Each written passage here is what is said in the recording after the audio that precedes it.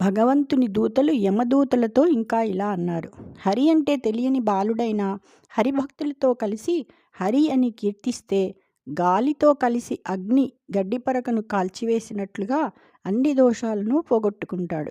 మరణ సమయంలో ధైర్యం కోల్పోయినప్పుడు పూర్వజన్మ సుకృతం వలన కాకపోతే కేశవుడు మనసులో ఎలా గుర్తుకు వస్తాడు?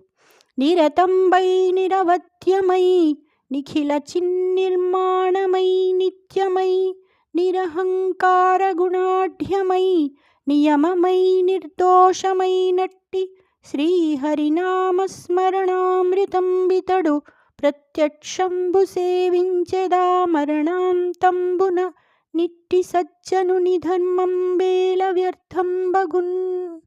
నిరతమైనది, పాపరహితమైనది, సమస్త జ్ఞానాన్ని కలిగించేది, నిత్యమైనది, అహంకారం అనే గుణం లేనిది, నియమపూర్వకమైనది, దోషరహితమైనది అయిన శ్రీ హరినామ స్మరణం అనే అమృతాన్ని ఇతడు తాను మరణాంతంలో ప్రత్యక్షంగా సేవించాడు. ఇటువంటి సజ్జనుని ధర్మం ఎందుకు వ్యర్థమవుతుంది? జై శ్రీకృష్ణ.